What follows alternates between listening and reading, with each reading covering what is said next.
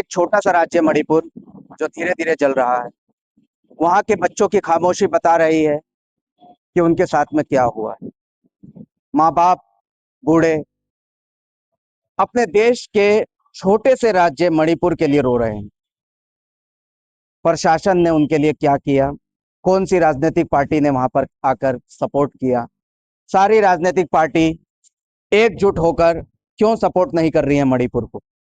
क्या लोकसभा के स्पीकर के सामने बैठकर एक दूसरे के क्षेत्र के बारे में बात करके, एक दूसरे की पार्टी को गलत बता के, एक दूसरे को झूठा बोल के, चोर बोल के, क्या यूं ही बचकर चली जाएगी ये सारी राजनीतिक पार्टियां? कोई बोलता है कांग्रेस चोर है, कोई बोलता है कि बीजेपी चोर है, कोई बोलता है आम आदमी पार्टी चोर है। हम मानते हैं कि इनमें से कोई चोर नहीं है और कोई मानता है कि इसमें सब चोर है। लेकिन सवाल जनता से भी है, इनको बनाने वाले भी तो हम ही हैं। हमने अपने देश के लिए क्या किया? हमने अपने अधिकारों का क्या यूज किया? हमने अपने अधिकारों को समझा कि क्या हम अपने देश के लिए करना चाहते हैं और क्या नहीं करना चाहिए।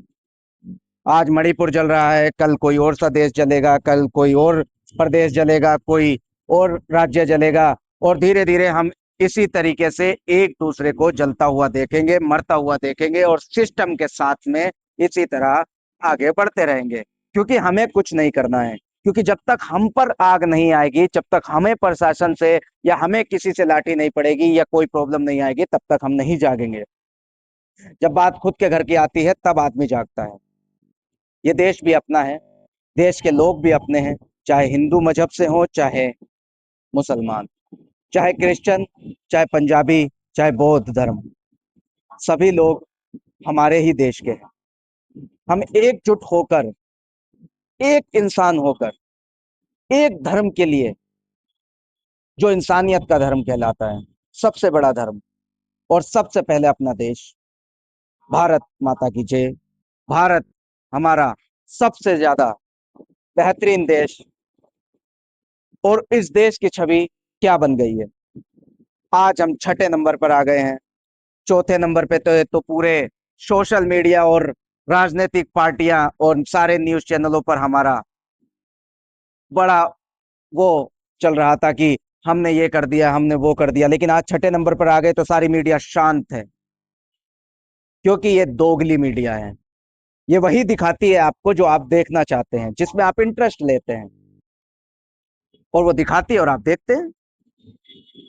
ये सिस्टम की लापरवाही और प्रशासन की लापरवाही से जो हुआ, मणिपुर हो या हमारा राजस्थान हो, दिल्ली हो या उन्नाव हो, जहां भी रेप केस हुए, रेप पीड़िताओं के साथ में जो गलत हुआ, उनके लिए हमने प्रोटेस्ट भी किए, सड़कों पर भी उतरे।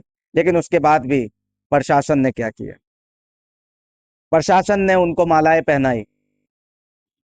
मैं योगी आदित्यनाथ जी से अपील करता हूं, जैसे कि आपने बुलडोजर एक्शन लिया है अनधिकृत मकानों पर, जमीनों पर, इन जैसे क्रूर और भयानक लोग जो देश के लिए एक कैंसर के रूप में हैं, ऐसे लोगों को आपको सजा देनी है ऑन स्पॉट। जरूरत नहीं है उनको जेल में डालने की, क्यों जेलों को भरा जाए? छोटे छोटे आपराधिक कानूनों के लिए हमारे जेलों में जगह है, लेकिन बड़े कानूनों के लिए, बड़े गुनाहों के लिए, जो बड़े कानूनी गुनाह हैं, उनके लिए हमारे पास कोई जगह नहीं।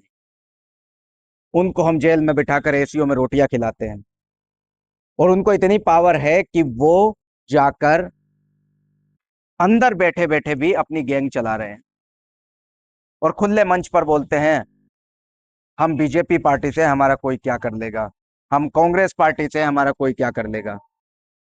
आखिर ये इतनी हिम्मत उनके पास आई कहां से? कौन है जो उनको इतना सपोर्ट कर रहा है?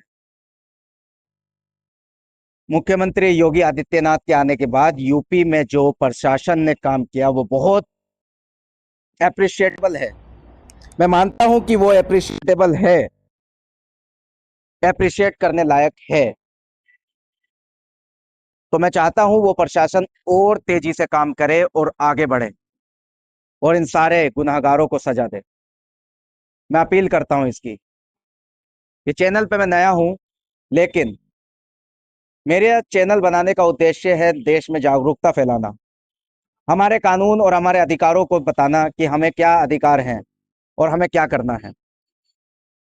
मेरा किसी समुदाय या व्यक्तिगत को ठेस पहचाना नहीं है। मैं नहीं चाहता आपस में कोई रंजिश हो। मेरा उद्देश्य भारत को एकमात्र, एक देश, एक राज्य, एक समाज, एक धर्म की राजनीति के हिसाब से चलाना।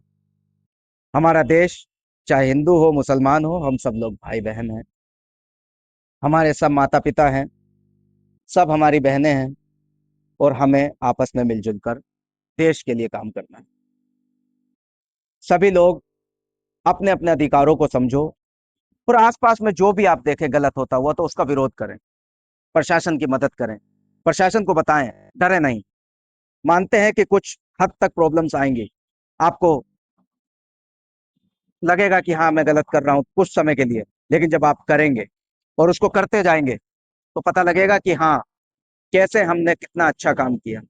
छोटी छोटी सड़कें भी हम रोड पे देखते हैं टूटी, भी हम प्रशासन को जिम्मेदार कहलाते हैं, लेकिन हमने क्या उनका विरोध किया? रोड पे काम करने वालों से कभी पूछा कि ये सड़कें ऐसी क्यों बना रहे हो? या उनसे सवाल किया कि उनका अधिकारी कौन है? या गवर्नमेंट की साइट पर जाके, ट्रांसपोर्ट की साइट पे जाकर, मिनिस्ट्री में जाकर हमने कंप्लेंट की? क्या हमने ये सब किया? नहीं किया।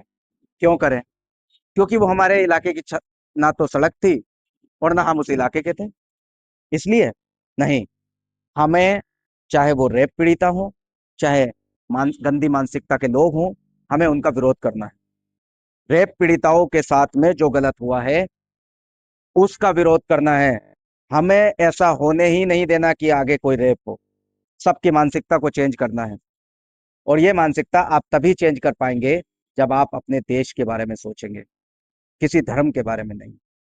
क्योंकि धर्म सिर्फ हमें एक रास्ता दिखाता है कि ये सही है और गलत, लेकिन दिमाग हमारा हमें सब बताता है कि हमारा देश सबसे पहले है, और देश से बढ़कर कुछ नहीं।